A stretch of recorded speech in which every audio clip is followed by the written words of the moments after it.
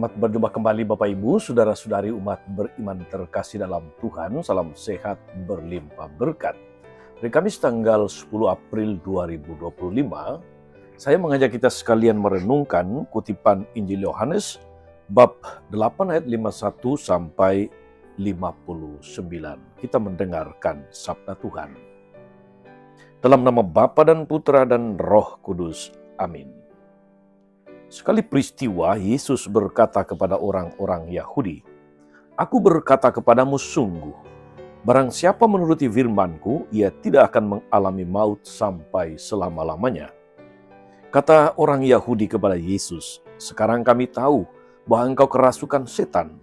Sebab Abraham telah mati dan demikian juga nabi-nabi, namun engkau berkata, barang siapa menuruti firman-Ku, ia tidak akan mengalami maut sampai selama-lamanya. Adakah engkau lebih besar daripada bapa kita Abraham yang telah mati? Nabi-nabi pun telah mati. Dengan siapakah engkau samakan dirimu?" Jawab Yesus, "Jikalau aku memuliakan diriku sendiri, maka kemuliaanku itu sedikit pun tidak ada artinya. Bapakulah yang memuliakan aku, tentang Dia kamu berkata, Dia adalah Allah kami, padahal kamu tidak mengenal Dia. Sebaliknya, aku mengenal Dia. Dan jika aku berkata aku tidak mengenal Dia, maka aku adalah pendosa. Sama seperti kamu. Tapi aku mengenal Dia dan aku menuruti firman-Nya. Abraham bapamu bersukacita bahwa ia akan melihat hariku. Ia telah melihatnya dan ia bersukacita." Maka kata orang-orang Yahudi itu kepada Yesus, "Umurmu belum 50 tahun. Dan engkau telah melihat Abraham." Kata Yesus kepada mereka, "Aku berkata kepadamu sesungguhnya, sebelum Abraham jadi, aku ada." Lalu mereka mengambil batu untuk melempari Dia, tetapi Yesus menghilang dan meninggalkan bait Allah. Demikianlah sabda Tuhan. Bapak Ibu saudara-saudari umat beriman terkasih, kabar gembira tentang Yesus tidak selalu mudah untuk diterima orang Yahudi. Ketika Yesus berbicara bahwa siapa menuruti firman-Nya ia tidak akan mati, mereka tidak mampu mempercayainya. Begitu juga ketika ia menyatakan diri adalah satu dengan Allah yang mereka akui sebagai Bapa mereka. Juga ketika Yesus mengatakan bahwa Dia ada sebelum Abraham ada. Kendati demikian, Yesus tidak menyederhanakan, Yesus tidak merelativir atau merubah ajaran pokoknya. Ia terus menjelaskan kebenaran identitasnya, kebenaran keberadaannya, terutama kesatuannya dengan Allah Bapa. Ia tetap berbicara tentang hidup kekal yang hanya ada di dalam Dia. Saudari-saudara umat beriman terkasih, adakah sesuatu yang masih mengganjal dalam penghayatan iman kita akan Yesus? Atau iman Anda akan Yesus? Adakah suatu ajaran iman Katolik yang tidak mampu atau tidak sanggup kita pahami? Bahkan barangkali justru kita ragukan. Bagaimana kita menyikapinya, saudari-saudara? Apakah masa bodoh, cuek? Apakah mengeritik sambil mengeluh sendiri?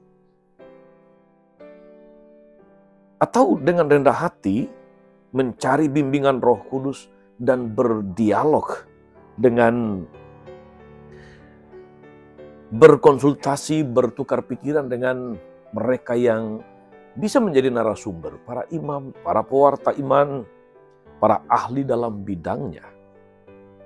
Dalam perjumpaan dengan sesama orang Kristiani, bahkan non-Kristen, kita sering diserang dengan aneka macam pertanyaan yang menyudutkan atau bahkan merendahkan.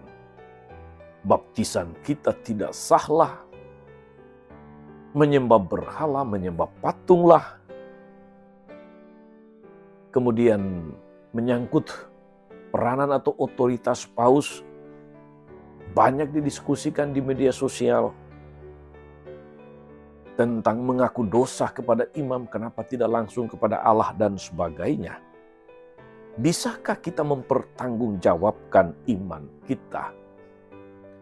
Maka rendah hatilah untuk terus belajar dan belajar. Jangan pernah berhenti memperdalam iman Anda, sebab dengan berusaha terus-menerus memperdalam iman Anda akan bertambah kuat, Anda akan bertumbuh dalam iman dan punya kemampuan untuk membela iman. Maka jangan berhenti untuk rajin membaca buku katekese iman, katekese Katolik di media sosial, buku-buku teologi, ikutlah seminar, dan kursus-kursus. Apakah itu termasuk kursus evangelisasi pribadi? Berdialoglah dengan orang-orang yang kompeten supaya kita tidak tinggal di dalam keraguan. Saudari-saudara, moga-moga kita diteguhkan untuk makin percaya, makin teguh dalam iman, dan makin menjadi berkat bagi banyak orang. Tuhan Yesus memberkati. Amin. Tuhan Yesus Kristus, kami bersyukur karena Engkau datang menghadirkan kerajaan Allah di tengah dunia. Anugerahkanlah kami kerendahan hati dan kelimpahan Roh Kudus untuk lebih mengenal Engkau dan tidak pernah berhenti belajar memperdalam iman kami. Semoga tantangan-tantangan beriman mendorong kami untuk menjadi murid-Mu yang tak pernah berhenti belajar. Terpujilah nama-Mu sepanjang segala masa. Amin. Saudari-saudara sekalian, berkat Allah turun atas saudari-saudara, atas mereka yang kita doakan atau kita janjikan doa, mereka yang sakit dan menderita, segala rencana, karya, dan pelayanan hari ini. Bapa dan Putra dan Roh Kudus. Amin. Tetap sehat, teruslah menjadi berkat. Jangan lupa like, subscribe, nyalakan lonceng notifikasinya. Salam 52, Tuhan memberkati.